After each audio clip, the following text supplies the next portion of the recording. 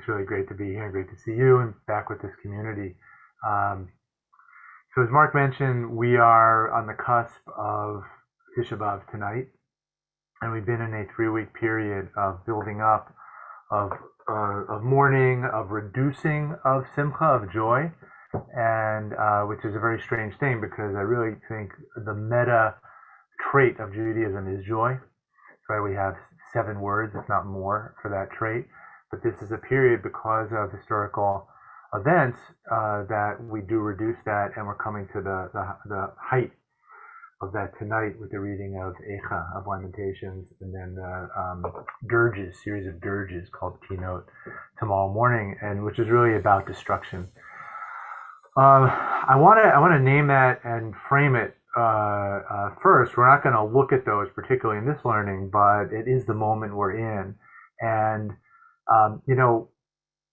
I'd say for people who are generally in despair and holding there, I would really advise treading lightly in the day to come. But for folks who may be a little more numb to things going on in the world, this is a really important practice.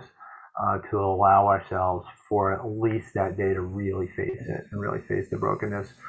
My rabbi, when I was in yeshiva, said it's the only day of the year that it's a mitzvah from the Torah to read the newspaper. So, you can take that as you want, but it's we have destruction all around us. We're in the week as well where in the state of Israel, the state is really in danger right now, in danger from within. As far as factions and really different beliefs about what it means to have a modern state in this world right now. And so Tisha B'Av is coming at a very appropriate time for us to open our hearts. The teaching I want to offer is in a little bit different direction, but I think a counterpoint. And this is something that I learned and received from a very important teacher of mine, Rabbi Meir Sender. I know there are some people probably on this call to learn from as well, maybe even seen this teaching. It was related to Rabbi Yitzhak Luria's Yortzeit, the Ari, really one of the main channels of Jewish mysticism for us, was his Yortzeit on Sunday. And one of his many, many teachings in many books is something called Shar Kavanot, which is the Book of Intentions, which is actually not written by him. Most of the things that we have from his teachings are from his student, Rabbi Chaim Vital. And this is a collection of often very complex ways of thinking about before entering into a particular mitzvah. And one right at the beginning is about before we enter into any kind of prayer. And you may have seen this if you use a traditional prayer book, this is often quoted in the beginning. So Max, can you share the source?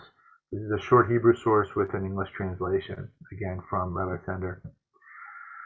So Rabbi Chaim Vital writes that based on the teachings of Rabbi Yitzhak Luria, before a person prays one's order of prayer in the synagogue, one should accept upon oneself the mitzvah of you shall love your neighbor as yourself, and intend to love every single person of Israel as your own soul.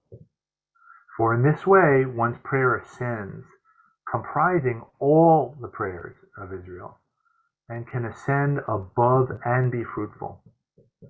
And similarly, in all one's prayers and needs and words, one should include one's neighbor.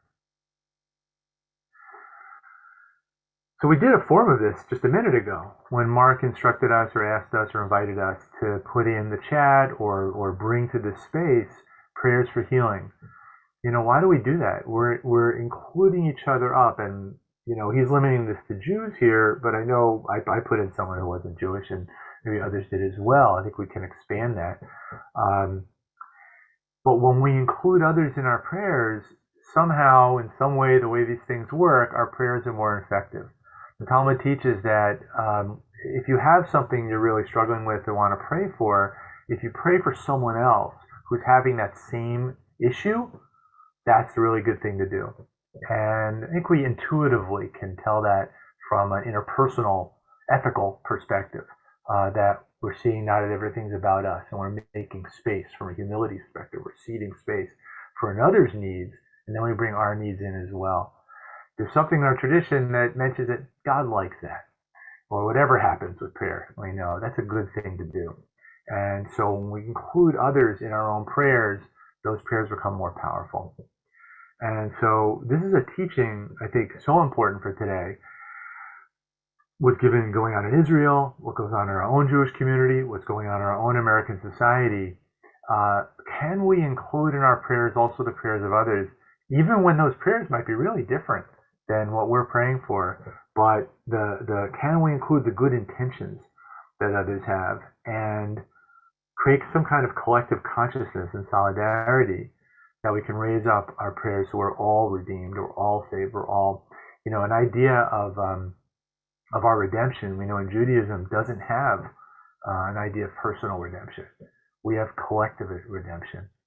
And so collective redemption means everyone. Everyone needs to be brought along. And so where I'm moving here, and then we'll do a meditation in a minute, is around, can we open our hearts enough to have a sense of a collective and a collective consciousness? And let's start with other Jews for right now. Since that's the focus in Tisha B'Av, is the divisions among our Jewish community. One just last teaching that Rabbi Sender brings is another great Kabbalist from earlier in this period, Rabbi Yitzhak of Akko, who was writing, I think, in the 13th century. He writes based on Shema Yisrael, Adonai Eloheinu, Adonai Echad, which comes in our Parsha this week. Listen, Israel, Hashem is our God, Hashem is one. It says that when we say Shema Yisrael, listen Israel, really take a moment in our heart to call every person of Israel to listen. And this unity, the Echad of Israel, is rooted in the Echad of Hashem, Echad of God. And let's actualize that unity when we listen deeply to each other. Another metaphor to work with before we go to the meditation is this idea of bringing the collective into ourselves. Rabbi Shimon Shkop, one of a great Talmudists of the early 20th century, he has an image he talks about holiness is benefiting others and cultivating the desire to benefit others. And he talks about expanding your sense of I, the great Hillel statement. If I'm not for myself, who am I? What am I? But if I'm only for myself, what am I? He says, what's that I that we're talking about? Well, we could have a very limited I that's about our physical needs. We can expand it to have more of a sense of the spirit. But we can expand it further, that our I includes those in our family and those around us. Maybe even further, to include the Jewish people. Even further, to include all humanity. Even further, to include the planet and all creation. And if we can really understand our ani, our I, as being intimately interwoven with the greater I, then the self-care we do and how we take care and how we grow ourselves is actually something that moves the whole world. And Max can share that text as well if you want to take a look more at that. I want to move into meditation based on these ideas. And so let's sit for, Mark, 10 minutes? Yeah. I mean, we have until about 3 minutes to the hour, so whatever combination it could be. All right, we'll take about 12 minutes. Then. Okay, thanks. So we'll take about 10, 12 minutes here. And